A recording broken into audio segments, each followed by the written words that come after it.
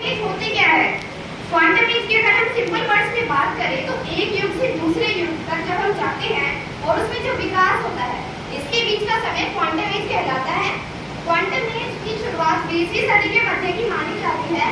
जैसे जैसे पॉपुलेशन बढ़ी वैसे वैसे आने वाला समय पिछले समय से काफी ज्यादा उन्नत होता गया। जैसे हम देखते हैं कि पुराने टाइम में हम नीचे बैठ के पढ़ते थे, लेकिन आज हमारे पास स्कूल के हर क्लास में स्मार्ट क्लासरूम्स बने हुए हैं। इसके बाद बात आती है कि टेक्निकल डेवलपमेंट हमारी कल्पना से भी बहुत आगे निकल गया है। जैसे युग को हमने 3 भागों में बांटा गया है: परमाणु युग, अंतरिक्ष युग और सूचना युग। परमाणु युग वो युग है जिसमें परमाणु की खोज हुई। 1945 में मैक्सिको के रेगिस्तान पर परमाणु बम गिराया गया था, जिस टेस्ट का नाम रखा गया था ट्रिनिटी टेस्ट। आपको इस पिक्चर में देख भी सकते हैं आप कि इस टेस्ट ने कितनी तबाही मचाई थी और इसे एक खतरनाक युग के रूप में भी लिया जाता है। इसके बाद बात आती है अंतरिक्ष युग की। अंतरिक्ष युग वो युग है जिस युग में हमने अंतरिक्ष की उड़ान भरी। 1957 में पहला सैटेलाइट जो अंतरिक्ष में गया उसका नाम था स्पुतनिक 1। और इसके बाद जब हम धीरे धीरे और ज्यादा डेवलप कंट्रीज बनाने लगे तो इसमें चांद पर जाने वाला पहला स्पेसशिप भी बना जिसका नाम था अपोलो 11। आप पिक्चर देख सकते हैं।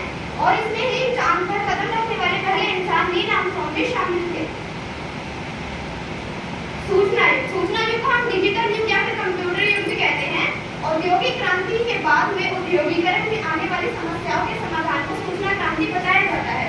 जैसे हम देखते हैं कि हमने उद्योग लगाए और उसमें जो प्रॉब्लम्स आए, हम इस देश में बैठे और दूसरे देश में किसी से बात करनी है, उस देश में जा तो नहीं सकते।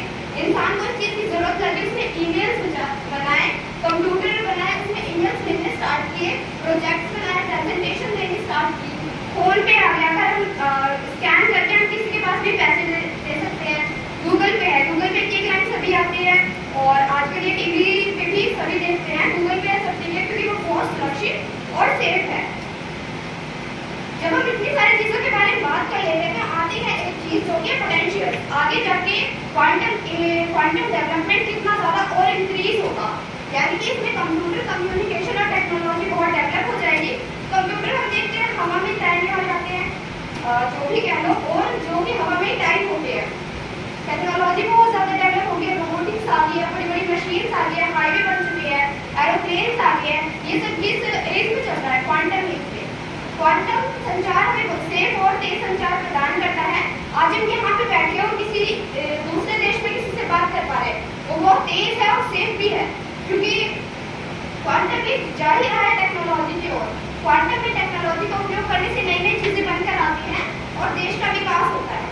आपको 2 रोबोट दिख रहे हैं, इस रोबोट का नाम है सोफिया और इस रोबोट का नाम है ऑप्टिमस। ये इंसानों की तरह एक्सप्रेशन बना सकती है, बोल सकती है और ये इंसानों की तरह दौड़ सकता है, वजन उठा सकता है, चल फिर सकता है। आपने आजकल मूवीज भी आती है रोबोट के ऊपर। इस मूवी में जो एक्ट्रेस है वो भी रोबोट का रोल प्ले कर रही है, उसमें दोनों हाथों से खाना बनाती है, सारे काम करवाती है। आजकल एप्स पे आ गए आर्टिफिशियल इंटेलिजेंस के, जिससे हम अगर हमें कोई प्रेजेंटेशन लेनी है तो उस प्रेजेंटेशन का टॉपिक और उसकी लैंग्वेज लिख देते हैं और वो प्रेजेंटेशन में घंटों का काम सेकंडों में नतीजा दे देता है। अगर आपको अदर कंट्री कॉल करनी है किसी को तो एप्स आ गए जैसे व्यू और स्काइप। आप इंडियन बैठे यूनाइटेड स्टेट में किसी कोने में किसी से बात करनी है, इजीली आप उसका नंबर डायल करके कॉल कर सकते हैं। चैलेंजेस, जब हम इतनी सारी चीजें क्वांटम एज के बारे में पढ़ लेते हैं तो आगे उसके कुछ चैलेंजेस भी निकल कर आते हैं। किसी चीज की अच्छाई है तो उसकी बुराई भी है। उल्लेखनीय प्रगति के बाद भी क्वांटम कंप्यूटिंग को अभी तक अनेक समस्याओं का सामना करना पड़ा है। अगर हम बिना डाटा के किसी को मैसेज नहीं कर सकते, बिना डाटा के आजकल कुछ भी नहीं है। कहीं पे नेटवर्क नहीं होता, किसी जंगल में है, आपके साथ कोई इमरजेंसी हो जाती है, आप उस जंगल में गुम हो जाते हो, वहाँ पे नेटवर्क नहीं है, आप किसी को कॉल कैसे कर पाओगे? नहीं कर पाओगे। क्वांटम अगर कंप्यूटर में सही पासवर्ड ना डाले तो कंप्यूटर के अंदर का डाटा भी डिस्ट्रॉय हो जाता है। ये बहुत बड़ी प्रॉब्लम है जो हम फेस करते हैं। साइबर क्राइम बहुत बढ़ गए हैं। अगर आपके साथ साइबर क्राइम कोई हो जाता है तो इसके लिए आपको एक साइबर हेल्पलाइन नंबर भी याद रखना चाहिए, जो कि है 1930। अगर आपके साथ साइबर क्राइम होता है तो तुरंत एक्शन लेते हैं। मोबाइल का डाटा लीक हो सकता है, ये भी एक बहुत बड़ी प्रॉब्लम है। परंपरागत रोजगार और नौकरियां खत्म होती जा रही है, जिनकी जगह आर्टिफिशियल इंटेलिजेंस से लेती है। एक किसान है जिसने अपने एरिया में, अपने खेत में एक रोबोट को लगा दिया काम करने के लिए। अब उसके जो खेत में काम करने के लिए आने वाले लोग थे, वे लोग उनके लिए तो रोजगार छिन गया, उनका आमदनी का एकमात्र साधन वही था कि मजदूर, तो वे कुछ तो नहीं कर सकते। अब रोबोट्स लगे विदाउट चार्जिंग भी नहीं चल सकते, ये भी एक प्रॉब्लम है। साइबर क्राइम बहुत बढ़ गया है, इसको ओवरकम करने के लिए तो बहुत ही जो बातें हैं हमें ध्यान रखनी चाहिए। अपना ओटीपी किसी के साथ शेयर नहीं करना चाहिए। अगर आप किसी को ईमेल भेज रहे हो, ईमेल हैक हो जाता है, तो उसके लिए करना क्या चाहिए, अपने ईमेल के ऊपर एक सिक्योरिटी पासवर्ड लगाना चाहिए जो कि आपके ईमेल को सिक्योर रखता है। इन सब चीजों का अगर हम यूज करें तो हम क्वांटम कंप्यूटिंग